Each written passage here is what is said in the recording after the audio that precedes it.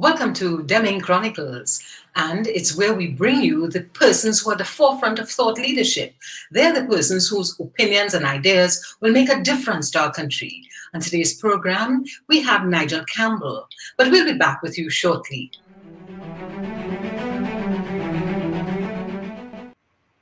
Welcome back to Demming Chronicles, and our guest today is Nigel Campbell. Nigel, tell me, what do you do? Hi, Denise. My official bio is music businessman who's trying to expand the appeal of island music, but I'm a blogger, I'm a web designer, I'm a writer. And that's what I do. And I focus on the creative industries, music specifically. I've also produced shows, Jazz Artists on the Greens, among other things. That's what I do. My focus has always been on music and the creative industries in the Caribbean and certainly in Trinidad and Tobago. Well, welcome to our program, and we're really happy to have a chat with you. You describe yourself as someone in the creative industry. What is that in Trinidad? What's the creative industry? It's a phrase that some people have a problem with.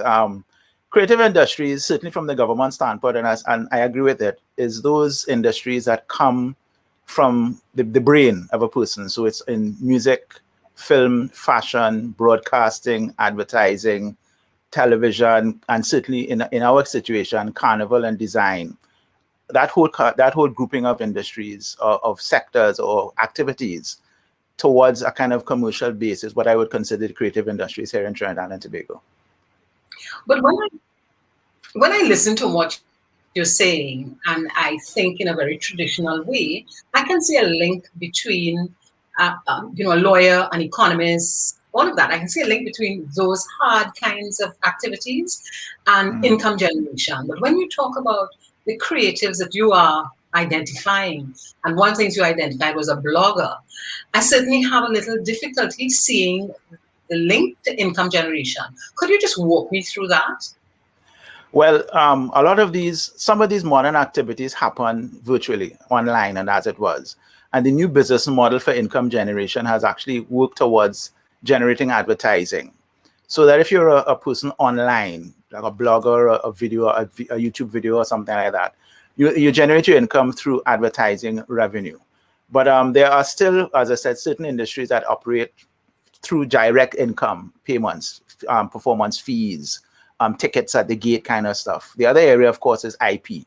And that is royalties for intellectual property. There's copyright and neighboring rights for broadcast, for broadcast royalties and that kind of stuff. So there are a range of income streams that are available for creatives that a lawyer per se may not have. A lawyer just gets a fee for going to court or for writing a letter or something like that.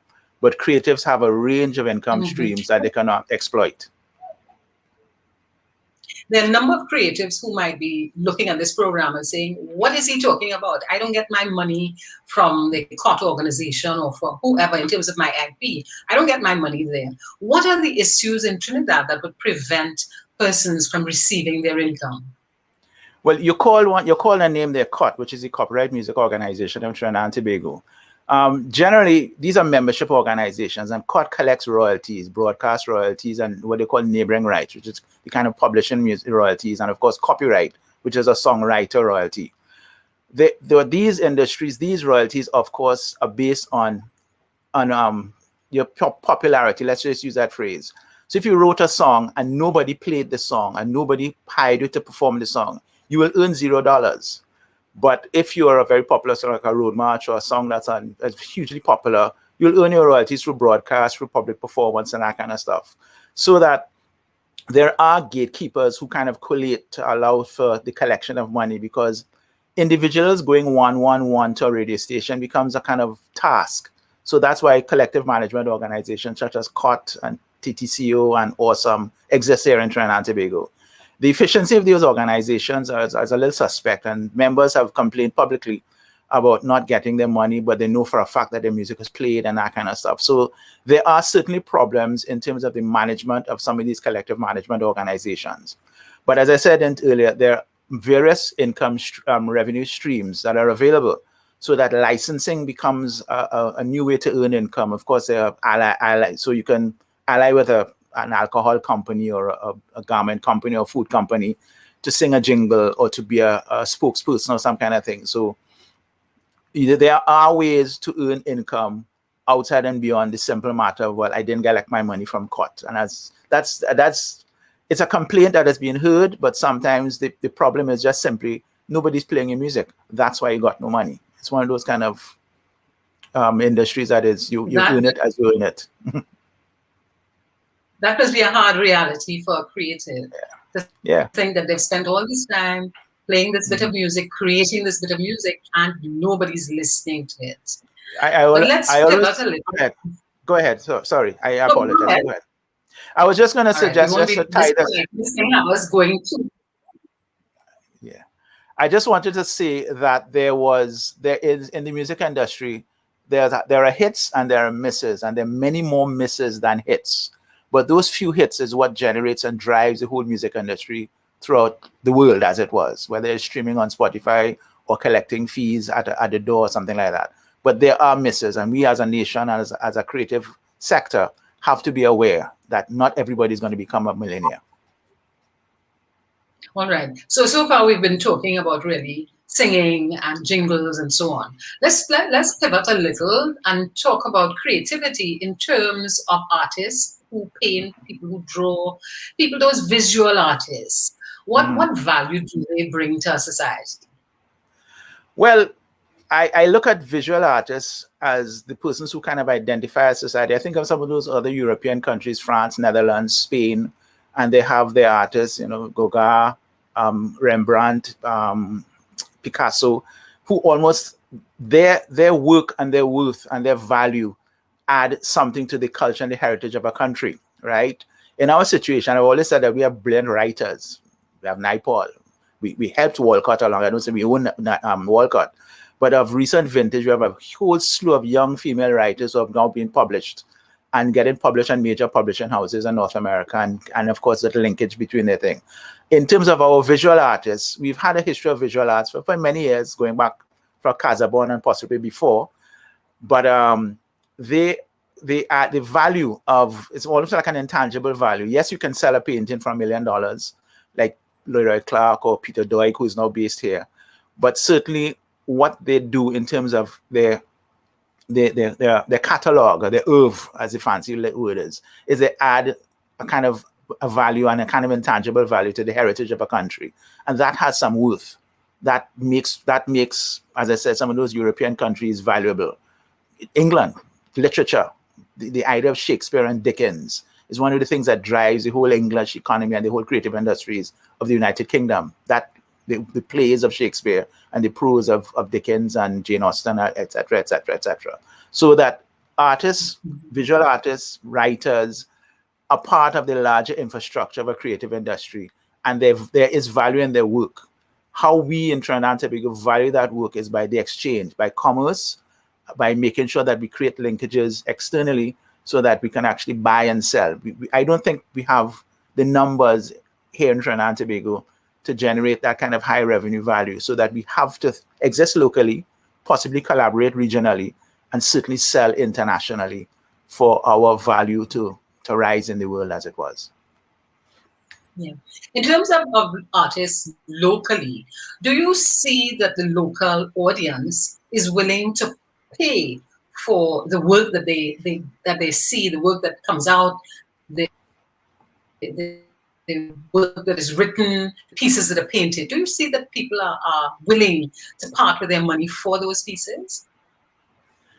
Well, the patronage class, let's just use that phrase for the time being, it does exist, and it exists in most countries, most societies, rich and poor. Not everybody can afford, not everybody is willing to even appreciate what art is. A lot of people still view art and the creative industries as a hobby, unfortunately. So that there aren't many people who can support artists, let's say. We see companies doing that. Corporations would buy artwork from major artists or even from upcoming artists and that kind of stuff. You also see that the government has created tax incentives to allow for the investment in art and creation in audiovisual and audio works as an investment, as a tax write-off. But the numbers of people who do that, I think generally across the board, are not going to be much more. It's not the 1%, probably a wider range than 1%. But there is a potential audience, but I still believe that one, Trinidad and Tobago is too small in the global scheme of things to make a difference. So we have to think collaboratively, regionally, and sell internationally, because the market is there, but it's not necessarily exclusively in Trinidad and Tobago. What role do you see government playing in ensuring that that market is available internationally? Well, the government's role in the creative industries, like anything else in any industry, is to create what they call the enabling environment. And that means you create the laws, you remove the bottlenecks, you create the space where creativity and entrepreneurship can grow. You also create a space where international audiences are aware that there is a marketplace of music, there is a marketplace for other things besides oil and gas. We sell ourselves as a country that supplies oil and gas. Granted, it's our majority of our income base comes from that, foreign exchange certainly. We also sell ourselves as a place for carnival. Nothing wrong in that. But there is a role that the government has to do, and it's a determined role that involves money, which is kind of tight now. And certainly because of COVID-19, the money has been directed towards grant giving and that kind of stuff. But certainly one of the key roles of the government is telling the world who we are and what we do. I think right now that is channeled through the Ministry of Tourism. The investment for marketing for tourism is like tens of millions, if not less than tens of millions of dollars. And that includes US dollars. That generally is not enough to sell Trinidad and Tobago as more than a place to come, but as a place that has a creative industry, a place that generates creativity that is interesting and that is sellable to anybody, whether it is to specific market buyers or the general public anywhere in the world. I am hearing you talk about a link between tourism, promotion, and the creative sector. Is that an appropriate kind of linkage that I'm seeing? That idea of linking tourism with creative industry, that is right now in our ministry. The Ministry of Tourism, Culture, and the Arts is a new combination. Our Ministry of Culture has always been allied with another ministry. The idea of tourism, Derek Walcott famously wrote many years ago that the state is impatient with things that it cannot trade, and it sees tourism, the folk arts, as an adjunct to tourism. It was a kind of a criticism that he had. This is back in 1970 when he wrote this. There is a kind of link between the two, but I have always been an advocate of the idea that a local creative sector or local creative industry, you could pick the word you want to choose, has to build itself and it has to grow. And from that growth, that nascent native creative industry, things will rise to the top that will be able to sell itself as it was, right? And that idea of the government just using it as well, come to Trinidad because we have a carnival, is nice, but come to Trinidad because we have writers. It's not something that they sell. Come to Trinidad because we have soca music. It's not something that we sell generally. Come to Trinidad because there's an industry of soca music, from creativity to display to performance. It's not something that we sell. The same way that England says, come to England because you can see a Shakespeare play in a theater that's the exact replica of what Shakespeare had in his day. Those are the kind of ideas that should be happening, that may be part of a tourism thinking, but it's a thing that happens obviously with a lot of money. And as I said before, our budgets are limited. Certainly we earn less money than we spend for the past couple of years in terms of revenue generating, possibly in the range of billions. And it's just very tight. And of course, now with COVID-19, the government has already laid their cards on the table and said that the creative and entertainment industry and the tourism industry are at the back of the line for restarting as it was. So we'll see what happens going forward in 2021. And on that note, that kind of pessimistic note, that tourism, the creative sector, and the artists are kind of at the back of the line. On that note, we take a short break. Demming Chronicles. We'll be back with you shortly.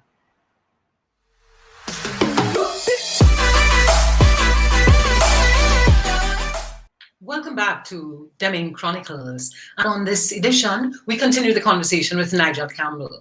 Nigel, at the end of the segment, we were talking about how other countries promote tourism and promote their arts and so on. But tell me, let's talk a little about what is the role of the state versus the role of the artist in ensuring that this industry thrives. Yeah, well, as I said, the state has this thing called creating the enabling environment, and they have subsidies, they've passed laws, they have done things. The state is not to say that the state has done absolutely nothing. Is it enough? I'm not sure if it is enough. But I also recognize that there is a role for the stakeholders themselves, the private sector stakeholders, the artists, the creators, the music business people to do. One of the key things that has not happened or has not happened successfully is what I call collective formation. In essence, an advocacy grouping. The way that there's an Academy of Motion Picture Arts and Sciences that do the Oscars and they talk about the film industry in the United States of America and NARAS for the music industry in America. There have been attempts at collective formation here in Trinidad and Tobago by creative stakeholders that have not been successful. We do have collectives. We have COT that you mentioned earlier. That's about 4,000 members of songwriters. We have Trinidad, we have Tuco. We've had splinter groups of carnival bands. They have formed groupings and then we're splintered and splintered and splintered. So I don't know how effective that is. And they have a kind of a connection with the state in terms of running the carnival and the NCC. And I think that they have now beholden to the state as it was in 2021 with no subvention for them. We'll see whether or not they're very effective. But as I said, I think the stakeholders have had a problem in terms of forming an advocacy group that collectively could come and speak with a kind of determined voice, with an intelligent voice, backed with data that can get the ear of the state and could actually negotiate mano a mano with the state. I'm not sure that has happened. As I said, there have been attempts at that before. The state has played its hand. The state has utilized what I call the state-owned enterprise model for kind of energizing the creative industries of music, film, and fashion. And they've been doing this for a number of years, since like the late 90s with these organizations, TTN, TIDCO, IDCO, and now Creative TT and its sub-companies, Music, Film, and Fashion TT. But as I said, the state has to put money in these things. The investment in terms of development investment is very small. $7.5 million is allocated for 2021. That's not enough money to do anything, to get people to work together, to create an enabling environment, to do kind of value chain. It's just not enough. But as I said, I think critically, the stakeholders' role has now to step to the front, now that the state has played its hand by not putting money towards Carnival and having minimal money for other public sector investment.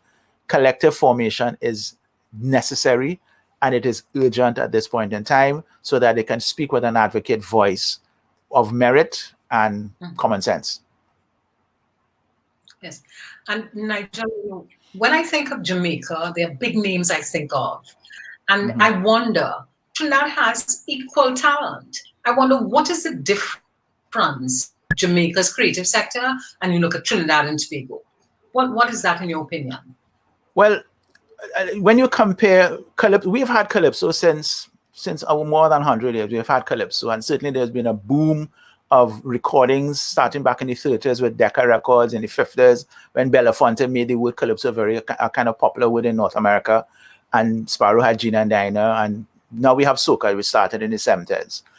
Our music, for some reason, has never got the kind of wide public acclaim that reggae had, and reggae only started in the 70s after Mento and Ska and Rocksteady and that kind of stuff. But reggae had a friend who liked them. Aside from having an icon of Bob Marley's status, they had a friend, and I call this friend Chris Blackwell. Blackwell. I know I messed up that name. You have to forgive me for that. The head of Island Records. He put his money where his mouth is, and he made sure that reggae music became widely known. And of course, having Bob Marley was all well and good. We've had Sparrow, we've had Kitchener, we've had Marshall Montana, we now have Calypso Rose. In terms of calypso and soca, those names are not as widely known as I said, the Jamaican names. Jamaica also had Usain Bolt. They had the fastest man and effectively the fastest woman in the world at the Olympics and at the World Championships. We have always been coming second or coming third. And that, I don't know if it's a matter of insecurity or low self-esteem or whatever the deal is, but we never go boldly into the world, which is an unfortunate thing. We also have had a kind of resistance to the idea of bigging up who we are. Nicki Minaj has stated, okay, that she's from Trinidad lately, but we don't want to attach our name, that is Trinidad and Tobago doesn't want to attach its name to her, because, well, she probably uses some 4-letter words and a thing, and she likes to show her breasts and her bottom. V.S. Naipaul won a Nobel Prize. We celebrated him, but we still didn't want to name a library after him because he bad talked Trinidad in a book that he wrote in 1962, right? So that, and possibly said bad things about Black people, and he did. But the idea of celebrating who we are and celebrating our own and using those icons to market Trinidad and Tobago is something that the government has as a policy decision. They actually have a policy towards cultural icons and cultural ambassadors. But it's something that's on paper in the parliament, laid in parliament as a green paper. It hasn't gone much further than where it is at present. We have a lot of work to do, unfortunately. Calypso started way before reggae. Soca started in the 70s. We have a lot of work to do. We have to have a lot of collaboration to help us get our recognition level a lot higher than where we are at present. While you were talking, you talked about Usain Bolt, but I recall that we once had the fastest man in the world. We had Hazley Crawford. We also once had, and we still have, Brian Lara.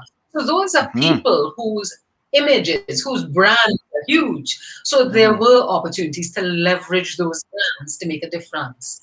Why do you think that our soca artists, those who have done extremely well, seem unable to get that universal, international kind of traction? What is hindering that? I'll be very honest with you. I've been studying that for quite some time. I've been studying Marshall and Marshall's career. Marshall is the biggest thing in soca music. Super Blue, who is his idol, was there certainly on the ground here in Trinidad and Tobago. Super Blue is an icon to everybody, including Marshall. Super Blue's personal life came up and had some ups and downs. That doesn't affect an artist. You know for a fact that the Rolling Stones have ups and downs in their career and they'll behave badly, as it was. But the Rolling Stones are icons. There has to be something beyond what we in Trinidad say is hot and what is not. And that is an international market. And for the life of me, I've never understood why Kevin Little from St. Vincent had a soca song, that song just like a soca song, that reached a number 4 on the Billboard charts. But no Trinidadian has ever had a top 100 song. We've had remixes. Bungie had a remix of Major Lazer. We had Hot Arrow from Montserrat, who had his song even done over by Buster Poindexter. But a Trinidadian singing a soca tune and getting onto the pop charts, the dance charts, has just not happened in the way that I expected it to happen. And the only thing I can suggest for that is that there has to be some, I don't want to use the word resistance, but there has to be some kind of cultural or aesthetic difference that we are not seeing. We have always attempted to innovate our music to what we think the marketplace wants it. We had at one point dancehall, we had raga, we had pop, we had EDM. We've allied soca with all the kind of music and popular trends in popular music, and now we're into Afrobeats as it was, and we're just not getting those numbers attaching to it. Reggae artists are generally dropping a song on YouTube let's use that as a measure, tens of millions of views, right? Our most popular soca artists may get a couple million views if they're very popular. But a reggaeton artist or a Puerto Rican artist or a Colombian artist, they drop a song and they get in 1 billion views. So there is a marketplace out there that acknowledges who we are, and they're the ones. And I think that our diaspora has to open its mouth and say, I'm a Trinidadian. Jamaicans, whether they're in England or in America or in Canada, are Jamaicans, and then they're Caribbean people. We go to America, we become freshwater Yankees, we subsume into the firmament, and next thing you know, we come out when it's carnival time, or we come out when Brian Lara breaks a world record. And then we also have to explore markets. Just want to tie back to the idea of our cricketers, Brian Lara. The Indian market, who has now developed the largest market for cricket in the world, and with CPL happening and making millions of dollars for somebody, is a market for music. Dwayne Bravo has had a couple of songs that we in Trinidad kind of laugh at. Huge hits in India. Champion. Huge hits. Go figure. We have to find markets, develop those markets, and celebrate those markets, and let those markets know, hey, we are here with you, and we are all part of this whole business of buying and selling of music.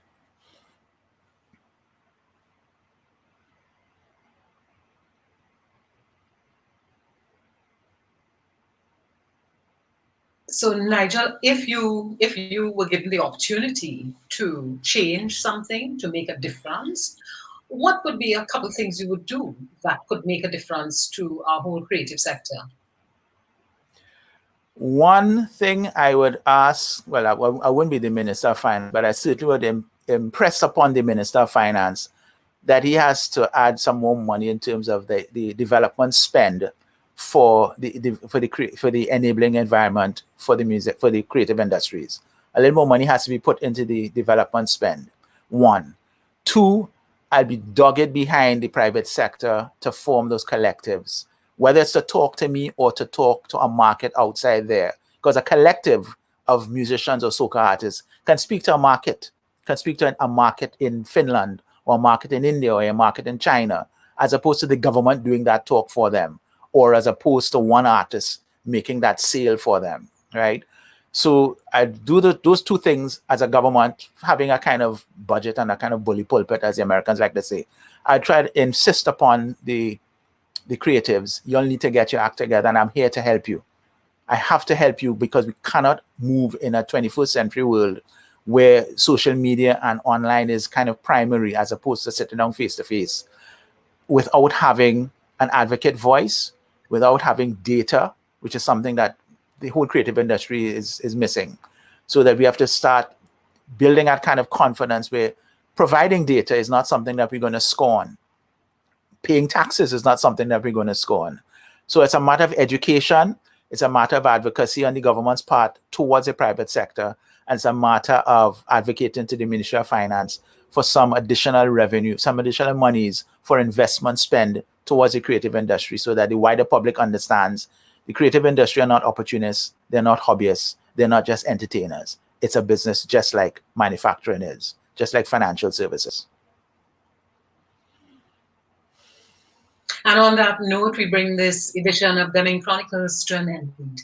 Nigel Campbell, strong advocate that the creative sector is a business sector and we ought to put some investment in it to ensure that we get the returns, to ensure that we bring our ideas, our music, our beauty, our love, we bring that to the world. And this is the end. This brings you to the end of Demming Chronicles for this week. Like and share our piece. Join us again next time. And until then, be safe.